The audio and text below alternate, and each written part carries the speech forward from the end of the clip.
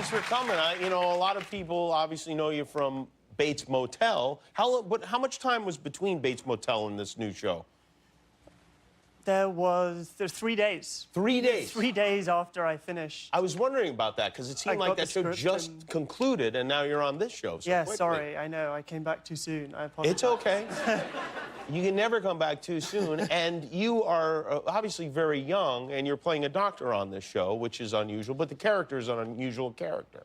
Yes, yeah, he is indeed an unusual character. I guess I'm 25. Maybe I look younger. I always feel like I need to justify my age. People are like, you can't play a 25-year-old.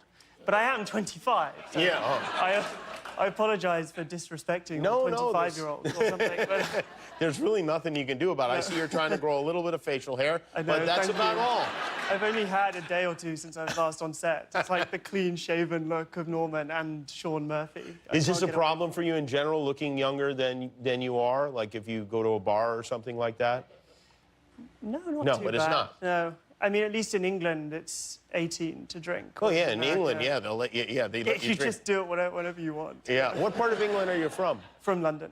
You're from London? I don't know if you could tell. Whenever I say what part of England you're from, the only part I know is London, so I don't even know why I asked that question. It's like, oh, yes, you're from Bostwick. I don't know. But, Nearly, near Bostwick. Is there a Bostwick? No, there isn't. I figured there would be. There probably is, but I don't even know where that came from. You were in a couple of movies with Johnny Depp, right? In yes. Charlie and the Chocolate Factory. And Finding Neverland when I was Finding 9. Neverland. That was the first thing. Wow. So did you go to a regular school, or did Johnny teach you everything? I guess in terms of acting, he taught me a lot, but but no, I'd go to a regular school back in England. And then did you go to college as well?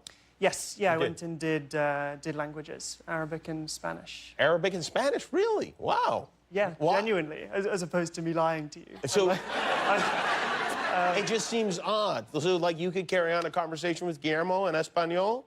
I could do my best. The Arabic is... It's better? Is worse. Oh, it's worse. It's been a while since I've practiced. Why did you study those languages instead of acting? Well, people think the Arabic's because I'm a spy. But it isn't the case. I'm not a spy. Well, but if you were a spy, you would certainly not say you were a spy. No, and this would be the perfect cover, wouldn't it? It would certainly be, and based on my research, a.k.a. watching James Bond movies, a lot of spies do have a similar accent to yours. Well, you never know. You might be a spy.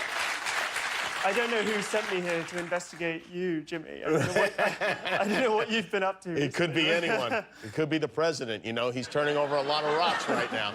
Exactly, yeah. So, okay, so you studied Arabic and Spanish, and then did you ever do anything with that information? I mean, I did my year abroad in Madrid, which I combined with the first season of Bates Motel. So I was working at a law firm in Madrid practicing the Spanish. So you're working at a law firm, and was it odd to your coworkers that Norman Bates was working there with them? Yeah, I guess they hid all the knives in the kitchen and kept them away from me. Were they aware of your acting at that time? They were, yeah. Yeah. Yes. And so did you, I mean, was it like a regular work situation where you hung out with people and you went to, I don't know, out for drinks afterwards? Yeah, I actually lived above a bar when I was in Madrid. So in the evenings, I'd try and socialize. Not that I didn't like the lawyers, but I'd have, you know, an attempt to ingratiate myself with the locals watching the Spanish football games down below. I see, I see. And I'd pretend that I had a Spanish grandmother. Why? Because then I could cheer for the Spanish team and they would accept me as one of their own. You know, I could be friends with them. Really? Is that how it works? Well, it was, you'd go down and, like, cheer on Spain and they'd all look clearly at me, the sort of pale, sun-starved Brit, saying, are you really Spanish? And so I came up with this backstory that my grandmother was born in Galicia, which is the rainiest, you know, northwest part of Spain. Of course, near Boston. Near Boston, yeah. In a little village called Zapatera, and there was this huge, long backstory. Called Zapatera? Zapatera. Really? Yeah. Zapatera? Why do I feel like you're screwing with me and like your friends are laughing their asses off? You're like, oh, he got that potato in there. And it's really like a potato that, like, I don't know, your friend had in him or something like that. I went too far. All right. That potato, huh? Wow, that's interesting. And you wind up being an actor. It's really kind of, it's like you wasted all that time. I know. Well, certainly in terms of the law, because I did European law, and obviously now we've Brexited. It was a complete waste of my time. Really? Yeah. So the specific law you studied is now... going to be obsolete. Really? Do you think you'll ever be a lawyer?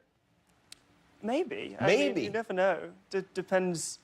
You know, if things go badly, they'll be acting-wise. If you're a good doctor... Well, for now, you're a doctor. If things work as a doctor don't work out, you'll become a lawyer, it sounds like. Exactly. Yeah. Tell us a little bit about this character, because it's really something that I don't think we've seen before on television.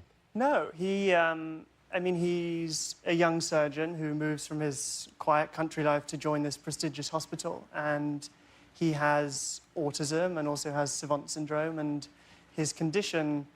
I guess, sparks this debate at the hospital as to whether or not they should be hiring someone like Sean. I see. And are you learning a lot about medicine? Do you feel like you're gaining any kind of a practical knowledge? A little bit. In some ways, we've had a couple of heart surgeries now, and I feel like, oh, I know what to do, you know, echocardiogram, that'll sort it out. But there's all the jargon as well that you have to learn on a... What have you learned, jargon-wise? Today, on the plane over, what was that? It was endoscopic retrograde cholangiopancreatography. So that's, yeah, it's probably a spoiler. Isn't that where they go in where that potato went in, right? Isn't that basically what that is? It's all the same thing, yeah. I just say Spanish villages and people buy it, yeah. Well, good luck with the show. It's called The Good Doctor. It starts on, it airs Monday nights at 10 o'clock here on ABC. Freddie Highmore, everybody. Thanks, Freddie. Thanks for watching. If you like that, subscribe to our YouTube channel for all the latest videos. And if you didn't, subscribe anyway. It's free. Who cares?